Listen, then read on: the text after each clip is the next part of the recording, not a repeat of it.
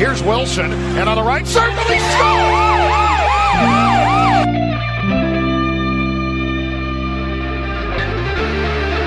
Rebound loose, wild scramble in front, score! Ovechkin with a buzzer beater! It'll count! And a hat trick tonight, number 21,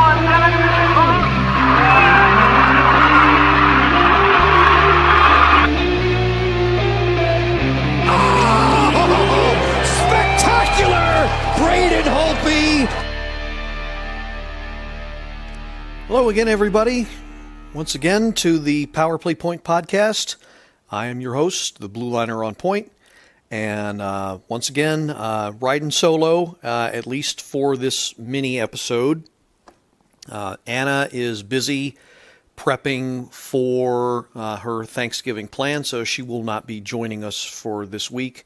And in fact, it's going to be a busy week for me as well, so we're recording and sending out this episode early. A little bit of lot of bit of life getting in the way for both of us lately, so we're just gonna send this one out. I'm gonna give some holiday greetings in a bit. Just give a rundown of the most recent action. Some bad play recently.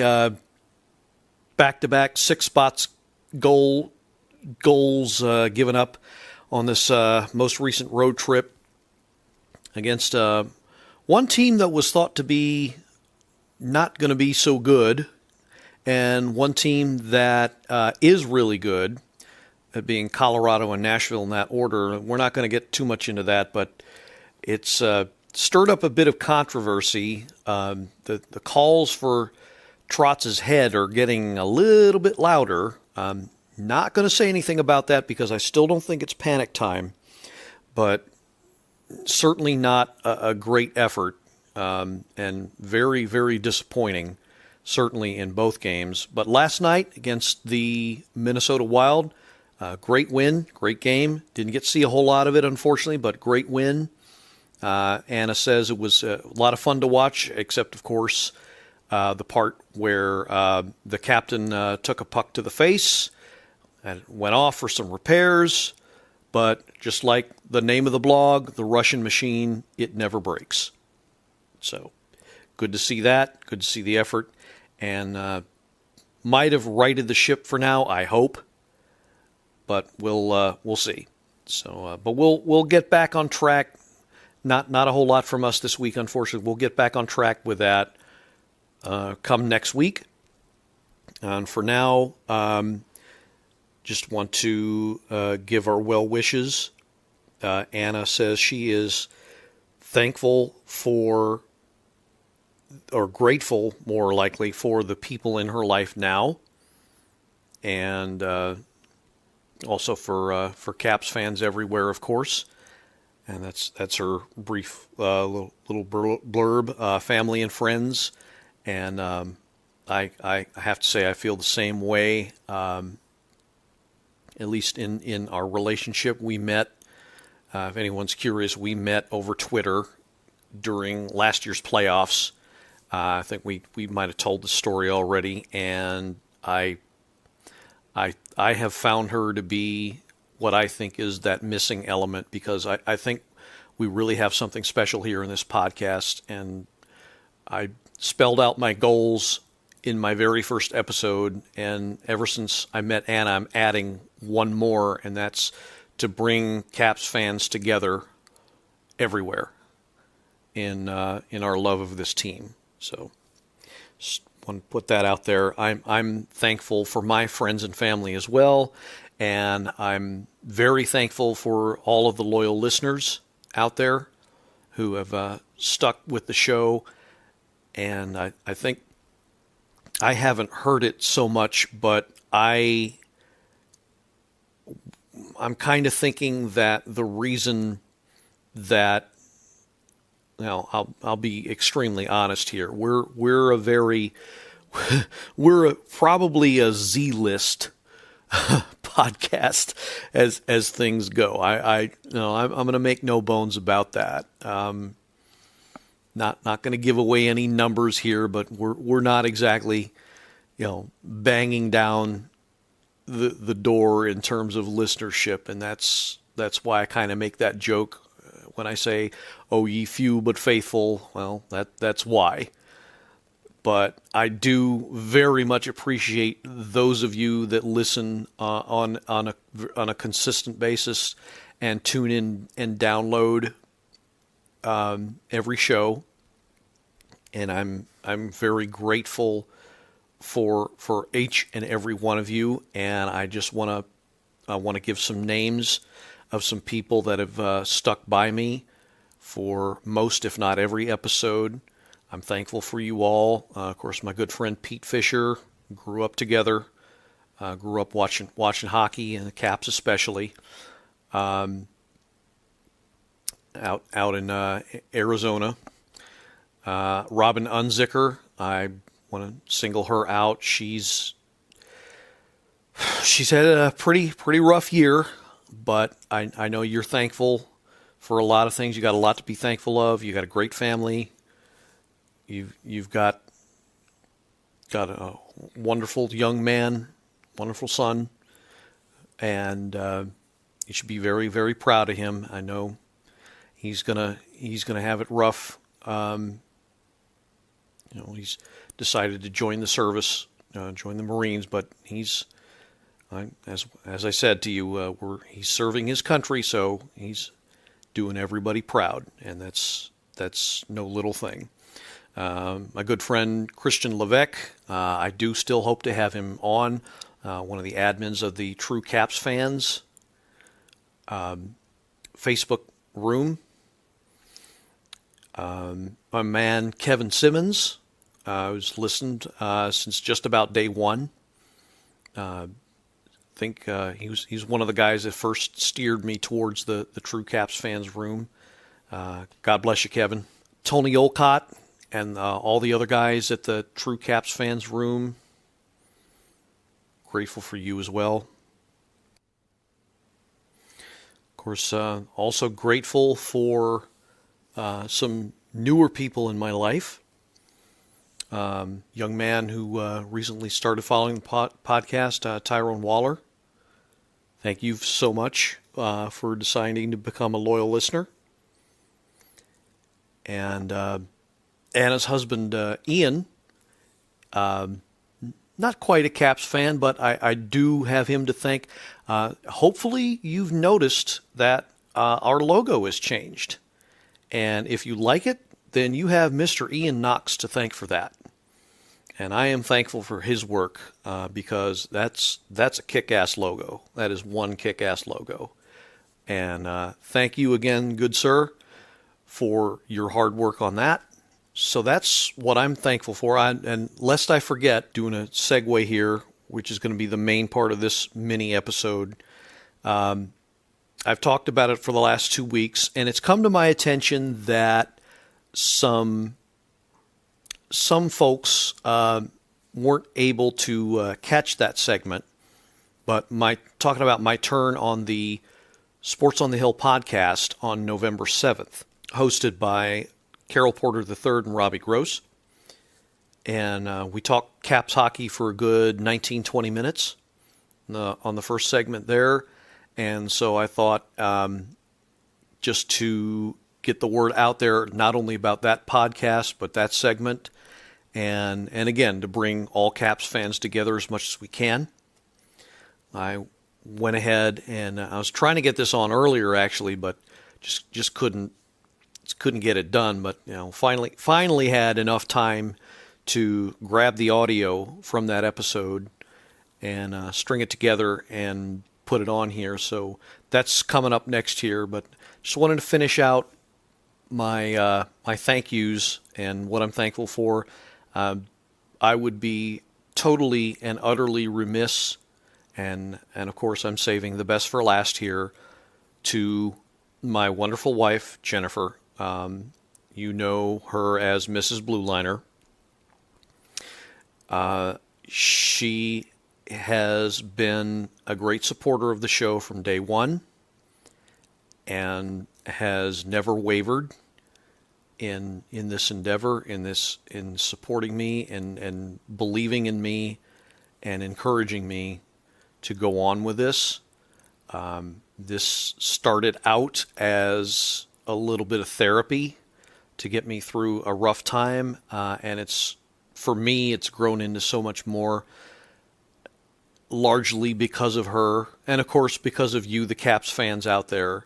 But it all started with her, and so if you enjoy the show, you not only have me to thank, you have her to thank as well, because she's the one pillar that's held me up, that's kept me going, the one thing that's really been keeping me going. I mean, there's a lot of things I picked up along the way, but she is the touchstone. She is the keeper of this flame that burns in me, that says, I got to put this message out there. So I don't want to be too full of myself, but I do want to mention in this forum that I get to have that I love you, and I couldn't do this without you, and I just want to take this opportunity to thank you. Okay, so with that done, on with the segment. And again, it was November 7th. I believe it was their episode number 76. And it's the Sports on the Hill podcast. Just want to give them one last plug, or one more plug. Won't be the last. One more plug. Sports on the Hill. So if you basically, their medium is Facebook Live. So if you go onto Facebook and do a search on Sports on the Hill, and that's all separate words, Sports on the Hill. And again, that's hosted by Robbie Gross and Carroll Porter III. They air Monday nights at 7 p.m. And depending on the season, certain sports take the spotlight, like, of course, Redskins football, Caps hockey, Wizards basketball is now in full swing.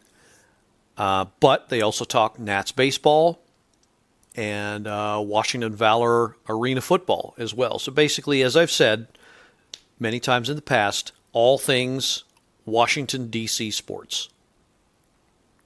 So, want very much, I'll be listening, continue to listen as much as I can. Want you out there who haven't given it a try, please do give it a try. These guys are hardcore fans of every DC sports team there is, and they really know their stuff. And it's a pleasure being on their show. It was absolutely great, fantastic show. Very entertaining, very knowledgeable people, and do please give it a listen if you haven't had a chance to. It's absolutely wonderful. It's fantastic. And so again, it's Monday nights, 7 p.m. on Facebook Live. That's the Sports on the Hill podcast. So just Robbie, Carroll, just want to add you to my list of people I'm thankful for in my life, because I think that was a great thing you did for me, a great forum to be on, because I know you guys, that show's doing gangbusters, and it's an awesome show. It's an awesome time for me to be on there, and hope we can do that again sometime soon. So without any further ado, here is Sports on the Hill podcast from November the 7th, and three of us talking Caps hockey. It's definitely going to be interesting to see how we do coming back after this. It's been a little bit disappointing, obviously, to give up that first goal so quickly. I didn't actually watch it, so I didn't see that play because I was looking at some statistics. But Braden Holtby's done pretty well so far. He's 7-3-0. And I was thinking we'll just quickly talk about some of the upcoming games, and then we're going to bring in our special guest, Gil, in a couple of minutes, just to break down some of his thoughts on the early action of this game, but also the two big wins from this past weekend. It's going to be an interesting week for the Capitals coming up.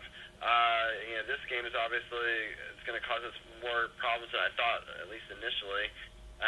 But there's also a couple other games as part of this homestand that's coming up. First of all, we're going to go to Buffalo tomorrow. So that's sort of a back-to-back game. But then there's a home game against Pittsburgh on Friday, November 10th at 7 p.m. The game tomorrow is also at 7. On Sunday, November 12th, we're playing the Edmonton Oilers at 7 p.m., which I think will be a great matchup. I'm really excited because I'm going to get to go to that game live with my dad as my first Caps game of the season. So for selfish reasons, I hope we do very well in that game. But I'm going, and I know that a lot of other Edmonton fans are going to be there as well because a couple of my friends root for both the teams. So that's going to be an interesting matchup as well. But looking really quickly, Carroll, Buffalo, Pittsburgh, and Edmonton, what stands out at you for the upcoming week? That is going to be a very interesting week. Buffalo is a young team. They're fast. They can take advantage, but I think they're off to a slow start. Pittsburgh, we know what they are. I believe they're on a little slump of their own right now, but, we know what team they are, and we know how that goes. And Edmonton, we displayed them a little while ago, so they're going to be ready to, exact some revenge on, the loss that they had at home. So it's definitely going to be interesting to see these next 3 games. Hopefully the Caps can get some consistency. I know the last 3 games they had scored first, so this is the first game out of 4 that they let the opponent score first, which, is never a good thing, but with it, being so early, I don't see a problem with it, with them coming back. I want to give a shout-out to the folks that's tuning in, Bobby, Joe, Robin, Michael, Ed. What's up, Ed? Yeah, I can't wait for you to come on even to talk some Wizards at 7:30. I'm going to get on my soapbox about that Cleveland Wizards game. I got some things to get off my chest. Angie, thanks for tuning in. Thomas, Michelle, appreciate all y'all tuning in, man. If you got any questions, any comments, be sure to chime in. Robin said it's early in the season, things will pick up. They have to possibly, with Trott's job on the line, I heard that rumor, and to me, that's asinine for him to have supposed to be on the hot seat. I mean, his team is playing much better. They're playing solid defense, and we've lost a lot of players, the free agency because of salary cap reasons. You have to develop your talent, just like with the Redskins. You have to learn how to develop the talent you have. You can't just keep on assuming you're going to, have these perennial all-star and offensive firepower guys all the time. You have to bring these guys up like they're doing and let them develop. And I'm liking seeing this, new, younger, gritty team that's, might not be, as effective and as consistent as before, but it's still early in the season. Yeah, I totally agree. I just hope that we're able to put together a little bit of a better first period. It was a little bit sloppy there, but we were able to get a turnover and force it into their zone, so that's at least better. So I'm hoping that we can keep the puck and obviously get a lot more shooting and chances for goals. And I think we're playing pretty well. We definitely didn't play well at the beginning of this game, but I'm hoping for better things from this game. We'll definitely hear my goal horn go off if anything positive happens. I definitely want to bring in our next guest to continue this Caps conversation. I'm going to share it to a couple of groups that we're all in together. So do you have anything left you wanted to say, Carroll, before I brought in our guest? Unfortunately, Arizona just scored again, 2-0, 13-18. I didn't see the play. I looked up and I saw Hopi looking at the screen, seeing what happened. This is definitely not the start we wanted for this game. I hope they're not overlooking them because they have two victories, and unfortunately that's the way it's looking in this first 7+ minutes of this game. Yeah, it's so unfortunately got into the zone and sort of got a puck up ice, and number 36 for them just got past our defense, and yeah, unfortunately it's 2-0, 13-17 left. But all right, well, I'll bring our guest in now. His name is Gil, and he's from the Blue. He's AKA the Blue Liner on Point. He's host of the Power Play Point podcast, and there's the slogan for it, which is that they're the Caps fans for the new and the old, and he's got something for all of us. And so I wanted to bring him on. How are you doing today, Gil? Well, up until that second goal, I was like a dry martini, loving the action on the ice, but not liking what I'm seeing now. But otherwise, doing pretty good. Pretty good, Robbie. Want to first thank you and CP3 for having me on. It's a pleasure. No problem, man. Yeah, Glad to have for sure.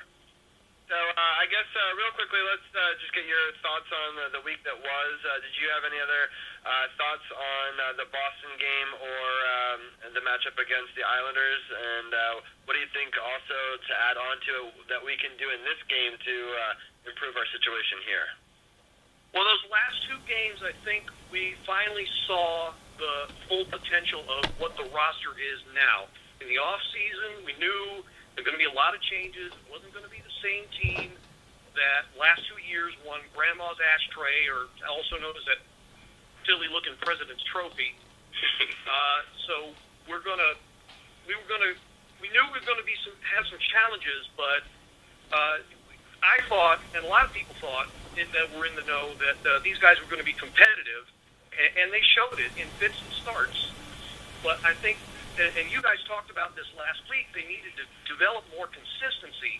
And in these last two games, I think we saw a lot more of it. So that they were playing more to their potential, but these unfortunately, the last 5 minutes of this first, of this game at home against the Coyotes have confused me a little bit.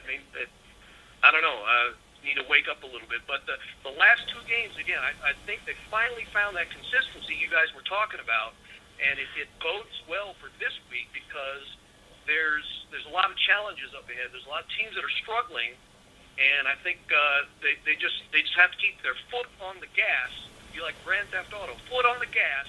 Don't stop. Don't lower the intensity, and just roll right through. Yeah. So it's frustrating because I thought we were going to do better in this game. I thought we were going to come out of watching the highlights of that, but it's definitely frustrating. It's interesting seeing O'Brien back as a Capital. I haven't seen him, I don't think, this season. And so it'll be interesting to see what he does as part of our lineup. I know we'll definitely have a game tomorrow as well, and so that definitely changes how you pick your personnel and who gets in the lineup and who they save for tomorrow. What are some of your thoughts against the Buffalo matchup? Well, like you guys are saying, they're another young, fast team, but they also were struggling out of the gate. And I think if this game doesn't get any better, it's just going to be another mental test for them. They're just going to have to, forget the bad result if they don't turn it around. They're turning it around already. They got a good sustained sequence here. They're storming the net, getting some good shots, getting some good possession. So I think they're already turning around. They know they have to wake up. So they just have to build some momentum, and I think they'll do well against Buffalo. And then, of course, you got Pittsburgh later on in the week. Well, it's not on NBC, so we don't have to worry about that mess. Thank God. And then they go on to Edmonton, another team that's surprisingly struggling out of the gate, and it handled well on the Western road trip.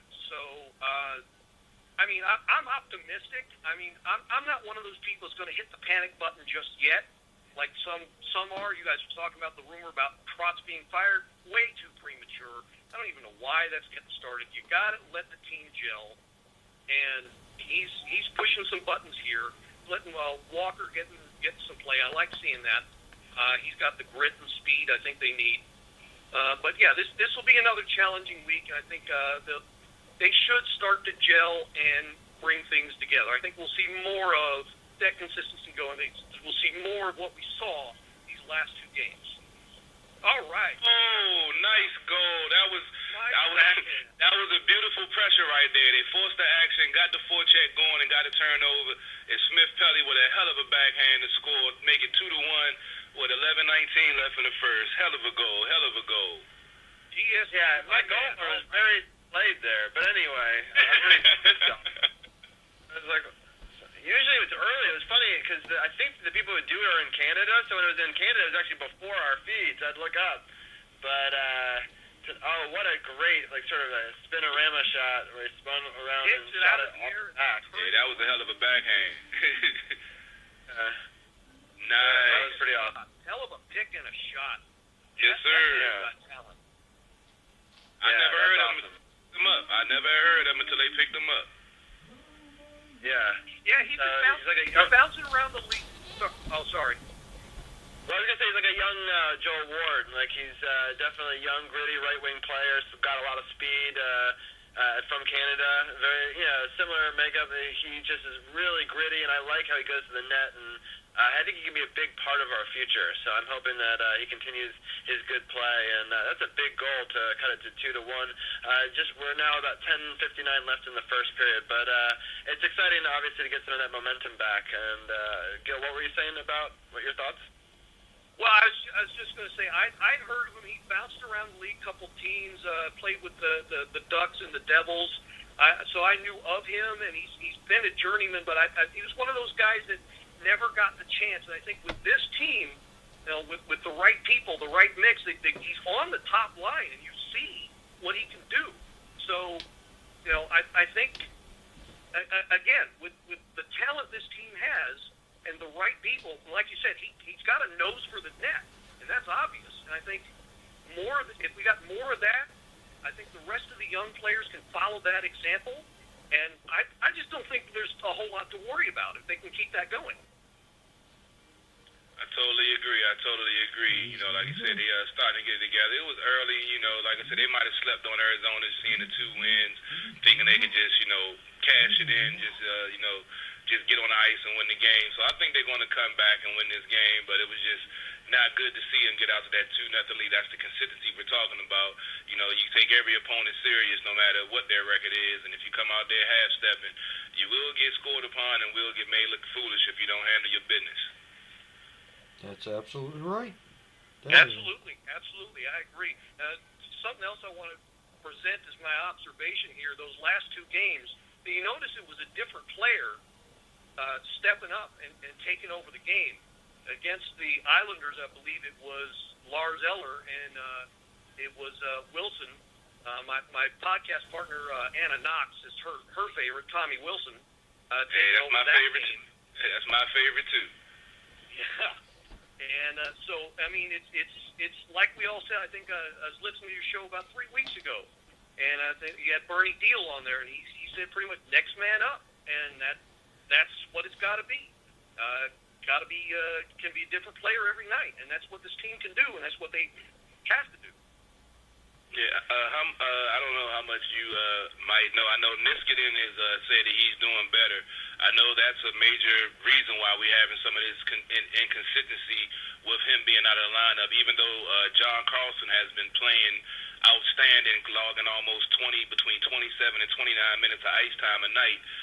Do you think have you heard anything about Niski, or how soon he'll be back, and how much of an impact do you think he'll have when he does get back, and who will take the seat when he does come back? Because I love Chorney. He always get the healthy scratch, but I love the way he plays, and I love the way that he's offensively minded, but he can skate, and he still plays solid defense. So what do you think is going to happen when Niski comes back, and you think that will help with the inconsistency that they're having?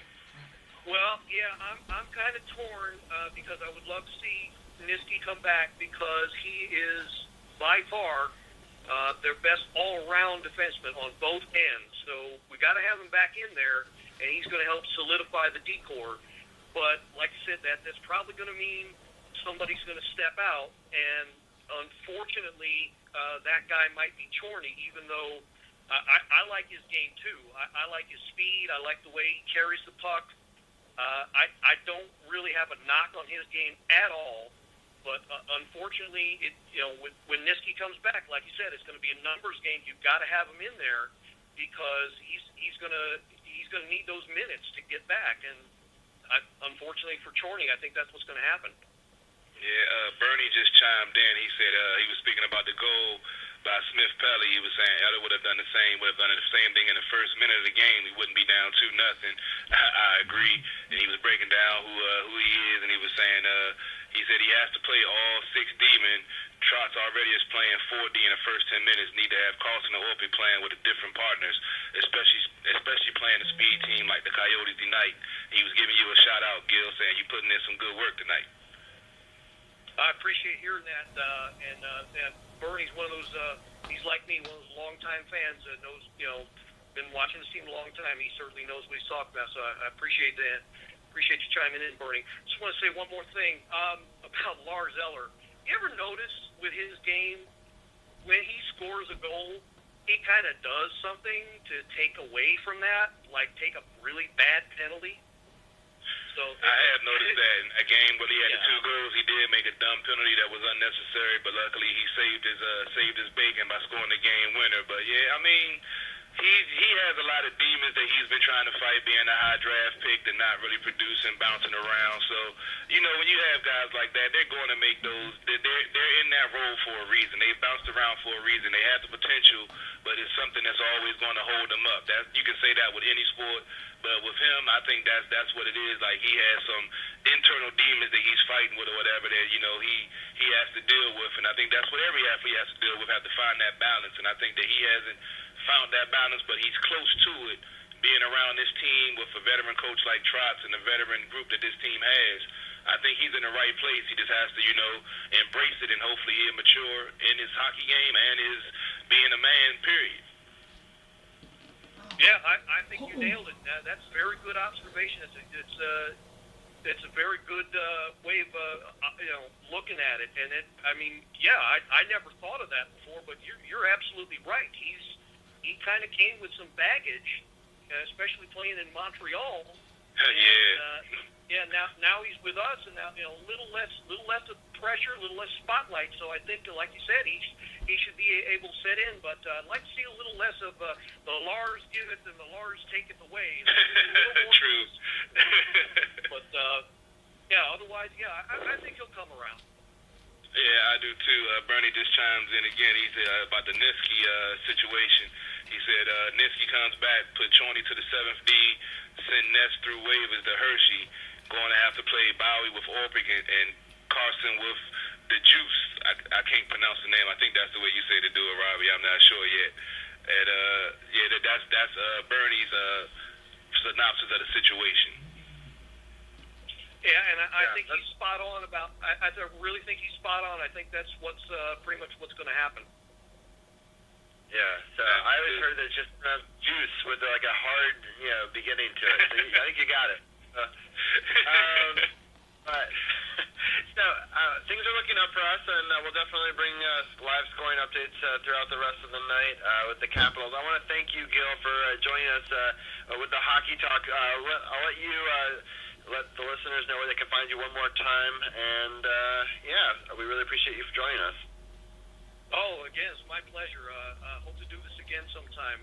And you can find it. The show's called the Power Play Point Podcast, and we're going to have mainly be found on the Podbean podcast server. The site is Blueliner, BLUELINER 77.podbean.com, and of course we can be found on iTunes as well, or Apple Podcasts are called now, are the two main distributors. We're mainly through Podbean and Apple Podcasts. We record, Anna Knox and I record earlier in the week, try to put it out in the middle of the week. So give it a download, give it a listen, leave a comment. We're itching to get more listeners, more Caps fans involved, and love to hear from you guys. Hey, thanks, Gil. Appreciate it. Love having you on, man. I might have to check you out and try to give a call in and see what y'all doing over there. Appreciate you calling in and all your insights, man. Awesome. It's my pleasure. I love this. All right, well, I'm going to the Capitals Talk Facebook feed here. I know we're about to get into some Wizards talk. I was looking, I think you got the man cave full with a Arun and Mike, so I know it's about that time for some Wizards talk. Sorry.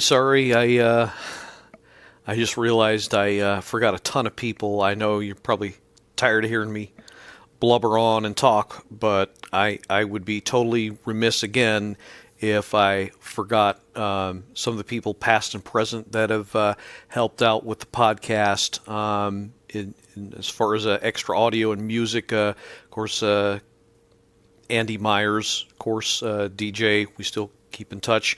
Walter Stewart III has provided some music in the past. Thank you both so much for what you've done. Jeffrey Conkle, of course, voiceovers and other assistants this year, and within Caps fandom this year, Bernie and Ron Deal. Thank you both so much. Kat Hadlow, been Facebook friends for a while. I really hope I'm not forgetting anybody else. My good friend Lionel from France. Merci beaucoup, mon ami, for all your support and your patronage this whole time. Very, very grateful for that as well. Ian Priest, good friend from work, who has supported the podcast as well, even though he's a lifelong Hawks fan, Blackhawks fan, but has supported the show, so don't peg him too much for that. List goes on and on. Susan Palmer, Billy Lang, another great guy I met this year, all the way from Bonnie, Scotland. One wonderful guy. If you remember, he came over and did the called shot for Ovechkin's goal, and he's also been over recently. And last but not least, Mr. Joseph McAllister, also known as Slowy Joey, for that kick-ass guitar intro and outro that you all get to listen to every single episode. So many names, so many people that I'm grateful for. So many great people that I've met this year because of our love for this wonderful team. And if I'm leaving anybody else out, I do apologize. I don't mean to, but part of it is just I'm overwhelmed and just run down by recent events. But it's not that it's an excuse, but we're getting by. And trust me, next week will be Anna and I will be raring to go, and we'll have another full-fledged episode. An analysis of Caps hockey for you and how the team's doing. So trust me, we will be ready for that. So I just wanted to throw one last message out there. I hope all of you listening, at least within the borders of the United States, hope you have a very, very happy and safe Thanksgiving Day. Enjoy the time with your loved ones. And for those of you outside, thank you very much for putting up with this and being a wonderful audience. Thanks so much for helping keeping this going, and I'm grateful to you one and all. So on behalf of Anna Knox, I'm just going to say one last time before the holiday, let's go Caps. This has been another episode of the Power Play Point podcast. All episodes available at blueliner77.podbean.com, Apple Podcasts, and the Podbean app. Music by Joe McAllister, voiceover by Jeffrey Conkle.